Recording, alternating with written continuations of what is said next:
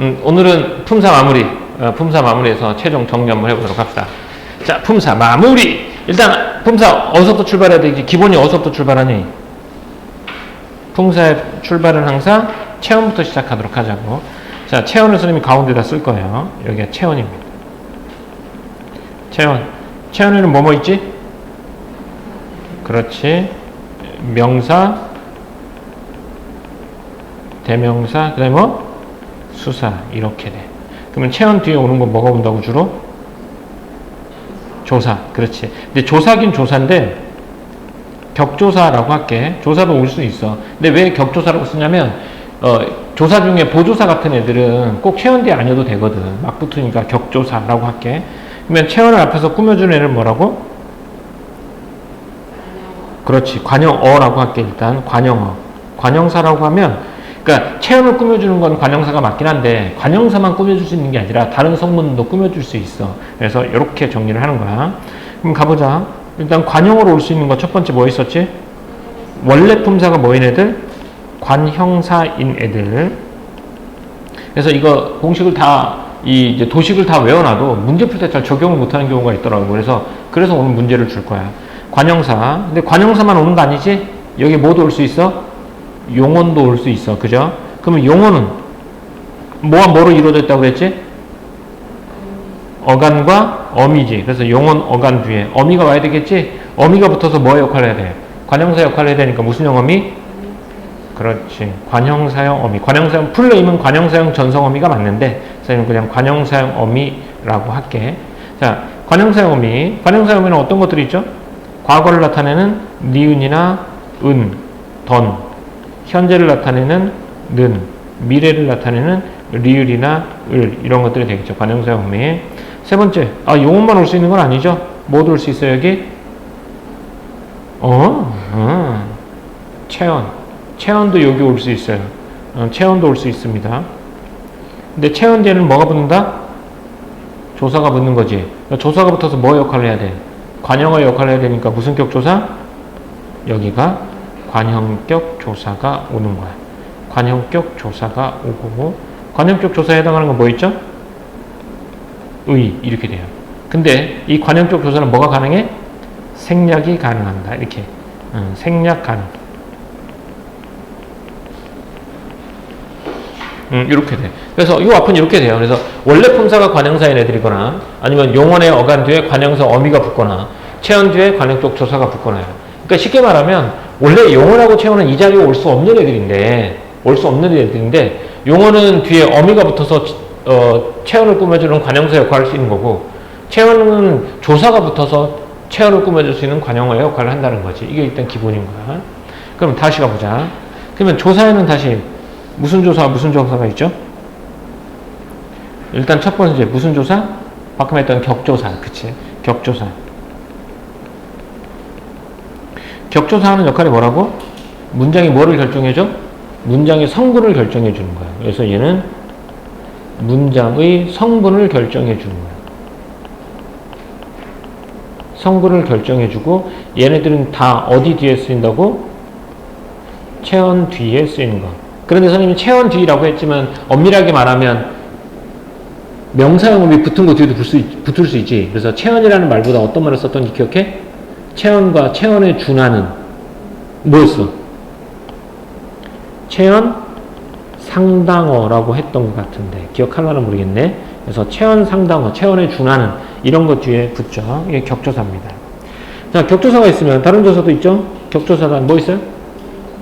보조사? 보조사 먼저 할까? 접속조사 먼저 하자. 여기 쓰기 편하니까. 그래서 접속조사. 접속조사는 여기서 키워드는 뭐냐면 두 단어를 어떤 자격으로? 대등한 자격으로라는 이게 포인트야. 대등한 자격으로라는 뜻이야. 그럼 여기서 대등한 자격이라는 얘기는 뭐가 같다는 거야? 문장 성분이 동일하냐. 성분이 동일. 목적어야 돼. 나는 사과를 먹는다. 나는 배를 먹는다 해서 나는 사과와 배를 먹는다야. 그럼 사과도 목적어, 배도 목적어인 거지. 요렇게. 어느 하나가 성분이 결정돼 버리면 안 돼. 그때는 뭐가 돼버려? 부사격 조사가 돼버려. 나는 사과를 배와 먹었다. 그렇게 되면 이제 사가락이 목조가 되고 배화가 동반을 나타내는 뭐가 된다? 부사어가 된다고 했지. 이렇게. 자, 접속조사였고요. 그 다음에 뭐가 있다고? 보조사가 있다라는 거지. 이 보조사가 이제 제일 특이한 애들이겠지. 보조사는 특별한 의미를 더해주는 거야.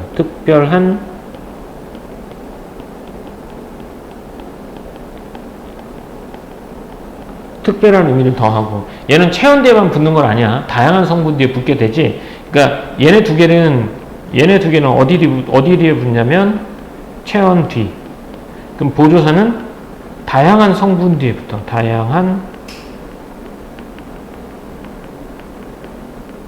다양한 성분 뒤에 붙는다라고 했죠. 그럼 보조사를 구분할 수 있는 방법은 어떻게 구분해야 되냐면 단계별로 가야 된다고 해서 보조사 구분 1단계. 1단계는 뭐로 교체가 가능하다고?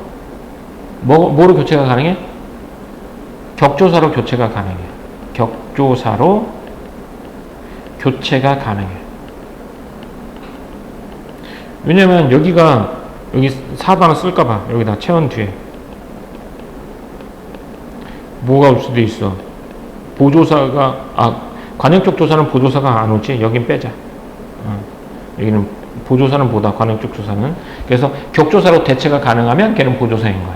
아니면 격조사로 대체를 해봤어. 남는 것들 있지. 그 남는 거를 가지고 2단계 생략해도 문장이 성립하는지.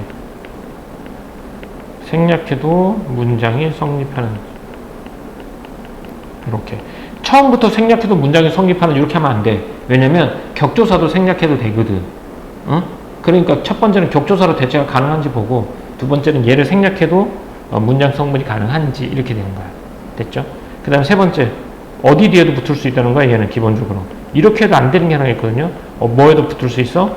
어미와 결합했는지.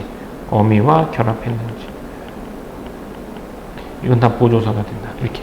그래서 요거를 이제 어느 정도 이제 구분할 수 있어야 돼. 구분을 해야지만 돼. 근데 이 관계가 있잖아. 이 꾸며주는 관계가 엄청 중요해. 그래서 이거를 잘 해놔야지 품사에서 헷갈리지 않고, 또 문장 가서도 안 헷갈려. 이렇게. 자, 다음. 이렇게 돼서 이제 이게 체온을 중심으로 하는 것들이었고, 그러면 이제 중간에 뭘 중심으로 한번 가볼까? 용어를 중심으로 한번 가봐야 되겠지? 자, 용어를 한번 가볼게요. 용어는 뭐와 뭐로 이루어져 있다고 했죠? 그렇지. 용어의 어간과 뭐로 이루어졌다? 어미로 이루어져 있어요. 자, 용어의 종류에는 뭐 있죠? 동사하고 형용사가 있고, 이 두 개를 구분하는 기준 두 개만 한번 해볼까? 어떻게 구분하는지? 동사, 형용사 어떻게 구분하라고 그랬지? 첫 번째가 현재 시제 선어만 의미. 니은다, 는다. 이렇게 구분해보자. 원래는 선어만 의미니까 니은이랑 는인데, 관형사용어미랑 여기는 관형사용어면 헷갈릴 수 있으니까 니은다, 는다라고 가보는 거죠. 그래서 동사는 얘가 뭐하고? 가능. 형용사는 어떻게 된다? 불가능. 이렇게 얘기했죠. 두 번째 하나 더 해볼까? 뭘 통해서? 관형사용어미 니은이나 은을 붙여보는 거야. 관형사용어미. 이렇게 되면 동사는 뭐가 되고? 과거가 되고, 형용사는 뭐가 된다? 현재가 된다. 이렇게 해서 용어, 동사하고 형용사는 기본적으로 구분을 해야 되겠지. 자, 그 다음 용어의 앞에서 꾸며주는 걸 우리는 뭐라고 하죠? 부사어가 되겠지. 그래서 용어의 앞에서 꾸며주는 건 부사어. 자, 부사어로 올 수 있는 것도 또 정리 한번 해보자. 부사어로 올 수 있는 거, 원래 품사가 뭐인 애들? 원래 품사가 부사인 아이들. 두 번째, 똑같지? 용어의 어간 뒤에 부사형 전성어미라고 하면 안 돼. 얘는 풀네임이 부사형 전성어미가 아니야. 풀네임은 그냥 부사형어미야. 그러니까 전성어미는 원래 명사형 전성어미랑 관형사형 전성어미밖에 없어. 그냥 역할이 같으니까 전성어미의 범주로 집어넣는 거지. 엄밀하게 말하면 부사형 어미가 되겠지. 자, 부사형 어미는 어떤 것들이 있을까요? 개, 도록, 듯이 이렇게. 근데 부사형 어미는 무조건 어간 뒤에 와야 돼. 어미니까 어간 뒤에 와야 되는 거고. 다음 세 번째, 여기 뭐도 올 수 있다고? 체온도 올 수 있지.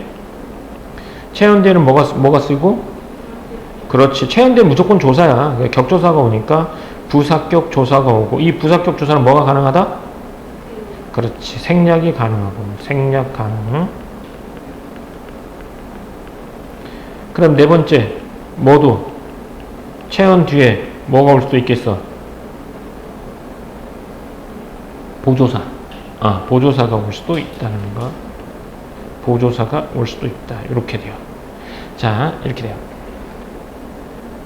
그러면 이제, 근데 부사격 조사가 많지? 이 부사격 조사가 많기 때문에 그러니까 다른 문장 성분 구해보고 나머지는 다 부사격 조사야. 부사격 조사는 일단 첫 번째가 시간이라든지 장소를 나타내는 거. 시간에, 장소에에서. 나는 학교에 간다. 학교에서 먹었다 해서 장소. 시간은 낮에, 오후에 이런 시간이나 장소 또는 원인.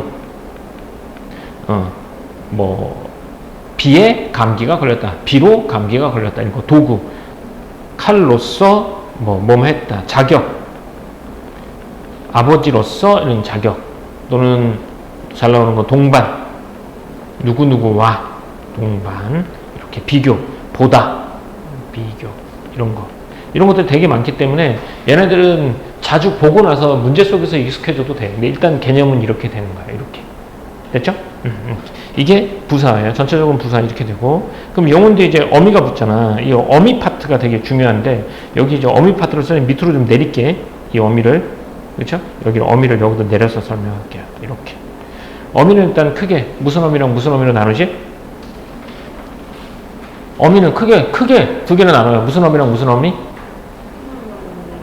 어말어미랑 선어말어미 가는 거야. 그죠? 어말어미부터 먼저 가보자. 어말어미는 어디에 온다고요? 어디에 맨 마지막? 용언의 제일 마지막. 그렇지. 그래서 어말어미는 여기다 쓸게. 용언의 마지막. 용언의 마지막이 몇 개? 한 개. 항상 용언의 마지막이 한 개야. 그래서 선생님 저번에 얘기했지? 용언의 수하고 뭐의 수는 같다? 어말어미의 수는 같아. 용언의 수와 어말어미 수는 같다. 이렇게 됐지. 자, 그러면 어말어미의 종류 한번 가볼게요. 첫 번째 어말어미 종류 뭐 있어요? 단어의 끝에 오면서 할 수 있는 거. 첫 번째 가보자. 뭐 있어? 어말어미 종류. 이것들이 무슨 어미? 종결어미. 그럼 종결어미가 하는 역할은 뭐 해준다고? 문장을 종결해 주는 거야. 문장을 종결하면 우리 뒤에 뭘 써준다고? 마침표를 써주지. 그래서 문장의 종결 뒤에는 마침표가 나오게 된다는 거야. 마침표는 느낌표, 물음표라든지 온점이라든지 이렇게 오게 되는 거야. 이게 종결어미, 문장을 끝내주는 거야. 근데 종결어미가 하는 역할은 문장을 끝내주는 것도 하지만 뭐도 결정하냐면 문장의 종류를 결정해 주기도 합니다. 문장의 종류를 결정해 줘요. 예를 들어 보면 평서문, 그 다음에 의문문, 청유문 이런 거 기타 등등 종결어미가 이게 종결어미고. 그럼 두 번째 종결어미 말고 또 뭐 있죠? 연결어미. 그치? 연결어미 가볼까요? 두 번째가 연결어미가 돼. 연결어미는 크게 세 개가 있습니다. 첫 번째 뭐 있고? 대등적 연결어미. 대등적.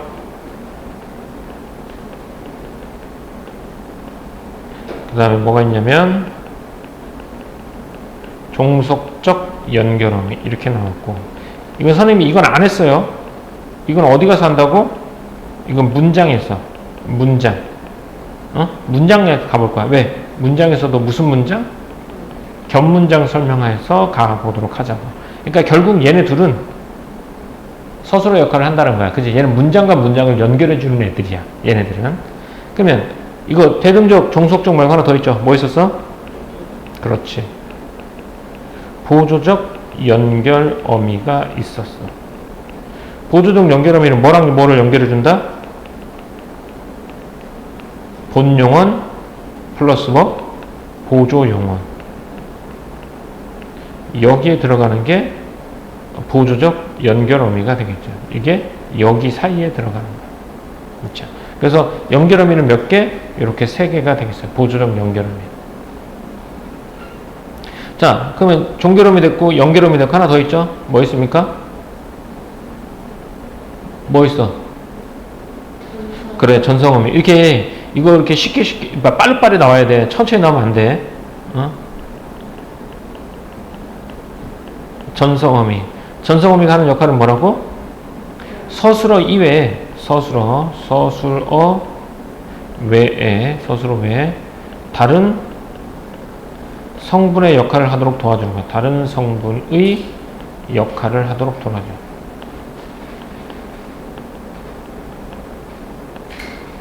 하도록 도와주는 애들이 전성어미가 된다. 이렇게. 자, 전성어미는 몇 개가 있다고요? 엄밀하게 말하면 몇 개? 전성어미는 엄밀하게 말하면 2개. 무슨 어미와 무슨 어미? 명사형 어미와 관형사형 어미. 요거 2개.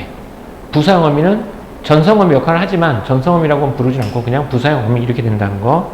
자, 명사형 어미 가볼게요.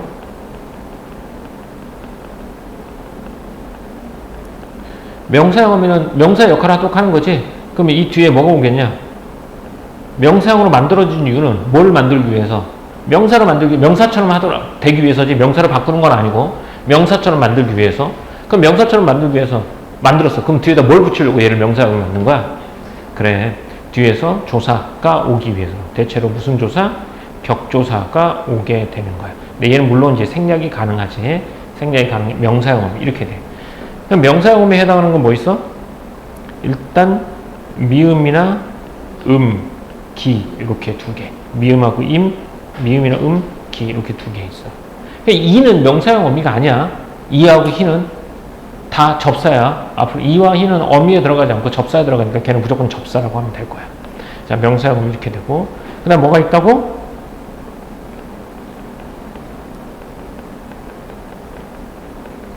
관형사형 어미가 있겠지? 그러면 아까 관형사형 어미 나왔잖아, 위에. 이렇게. 어디냐? 관형사형 어미 나왔죠? 관형사형 어미가 붙으면 뒤에 뭘 꾸며줘? 체언을 꾸며주는 거지. 그래, 그러면 여기서 관형사형 어미 뒤에는 뭐가 온다는 거야? 뭐가 와? 체언 중에서 못 오는 게 하나 있어. 수사가 못 와. 그래서 관형사형 어미 뒤에는 뭐가 와? 명사, 대명사 이 2개만 와. 이렇게 온다는 거.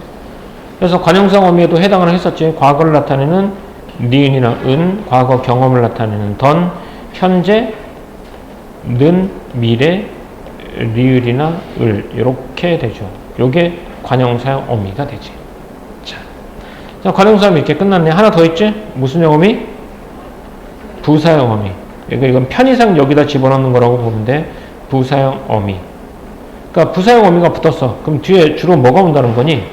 용언이 온다는 거지. 근데 용언이 아닌 경우도 올수 있어요. 그래서 용언. 여기다 주로 용언이라고 쓰자. 주로. 용언인데 여기 뭐 관형사라든지 부사가 오기도 합니다. 부사형어미. 관형사 오는 건 뭐냐면 새 것이잖아. 겁나게 새 것. 이렇게 하면 되잖아. 새라는 관형사를 꾸몄잖아. 어떻게? 겁나게 새 거야.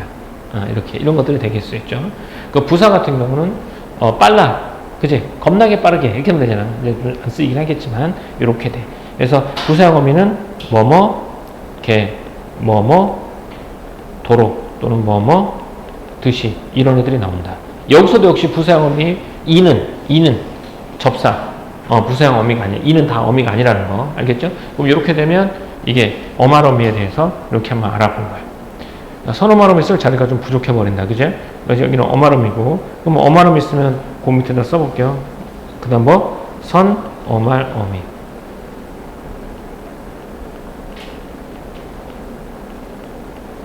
선어말 어미는 어디에 쓰인다고? 어떤 어미 앞에? 어말 어미 앞에 몇 개에서 몇 개? 없을 수도 있고 몇 개까지? 일반적으로 3개까지도 쓰이게 됩니다. 이게 선 어말 어미죠. 근데 선 어말 어미는 원래는 3가지인데 우리가 편의상 2가지라고 봐도 된다고 했지. 첫 번째 뭐 있어요? 그렇지. 시제 선어말 의미야. 시제. 시제를 나타내는 거. 과거를 나타내는 거 뭐 있어요? 또는 앗엇, 어섯 또는 더 하더라 이렇게 하였더라 이렇게 뭐 이런 것들을 쓸 수 있어요. 시제. 그 다음에 미래를 나타내는 get. 현재를 나타내는 는이라든지 니은 이런 것들이 나타나겠죠. 이게 시제 선어말음에 해당합니다. 시제 말고 또 뭐 있어 그러면? 높임. 주체 높임 선어말음이 시 또는 의시 이렇게. 그러니까 얘는 선어말음이니까 선생님 생략했더만 줄표가 이렇게 앞뒤로 있어야 돼. 앞에는 뭐가 붙고 어간이나 붙고 뒤에는 뭐가 붙고 어말어미가 붙거나 그냥 선어말을 또 연달아서 올 수 있기 때문에 이렇게 높임. 근데 이제 하나 더 있죠. 이것도 높임으로 집어넣긴 하지만 뭐가 있어? 공손. 공손은 어떤 것들? 옥. 하옵소서, 하옵소서, 옥. 이런 애들이 붙는 거야. 이런 애들이 선어말어미가 해당한다고. 그래서 어간과 어미를 구분할 때는 뒤에 있는 뭐부터 찾아와? 어말어미부터 찾아오고 어말어미 앞에 선어말어미. 시간이나 높이면 선어말어미, 또 시간을 높이면 선어말어미 이렇게 되는 거야. 시간이나 높임이 아니면 거기서 또 뭐가 돼? 어간이 된다는 것. 이렇게 어간과 붙죠. 이거 바로바로 써먹을 수 있어야 돼. 여기서 하나 더 우리가 여기서 보면 보조적 연결음에서 보조적 연결음이가 본용어과 보조용어를 연결하는 것이다 라고 말했지. 그러면 이제 여기 한번 가야 되겠죠. 본용어과 보조용어인데 본용어는 뭐라고? 그렇지. 본용어는 실질적 의미가 있다. 얘가 본용어이고, 그러면 보조용어는 두 용언 중에서 어디 뒤에 붙어? 본용언 뒤에. 실질적 의미가 있다 없다? 실질적 의미 없다. 그럼 여기서 말하는 실질적 의미가 뭐라고요? 실질적 의미의 의미가 뭐야? 어떨 때 우리는 실질적 의미가 있다 없다라고 말하는 거야? 단독으로 뭐의 역할을 할 수 있다? 단독으로 뭐의 역할? 그래, 단독으로의 스스로의 역할이 가능해. 역할 가능합니까? 가능? 쌉 가능? 이렇게 물어보는 거야. 가능하면 그게 뭐가 되고? 본용언이 되고, 가능하지 않으면 보조용언이 된다. 이렇게 되는 거죠. 그러니까 여기가 품사에서 가장 중요한 것들인 거야. 그러니까 기본적으로 동사, 형용사 이런 걸 구분할 수 있는다면 이렇게. 이걸 하면 이제 품사의 통용이라든지 이런 것도 다 이제 우리가 정리를 할 수 있겠죠. 기본적으로 어렵지 않은 것들은. 근데 이건 기본이고 이거 가지고 해서 어느 정도 되게 앞으로 계속 이제 문제를 자꾸 풀어봐야 되겠지. 오늘은 이거 이제 품사와 관련된 것들 기출로 보내줄 거니까 그렇게 할게요. 어간과 어미는 따로 구분 안 해도 되겠지. 어간과 어미는 공통점은 어간과 어미는 어디에서만 쓰인다고? 용언에서만 쓰인다는 거야. 용언에서만 쓰이는 게 어간과 어미가 된다. 자, 정리됐습니까? 요거 머릿속에 꼭 집어넣어야 돼. 알겠죠?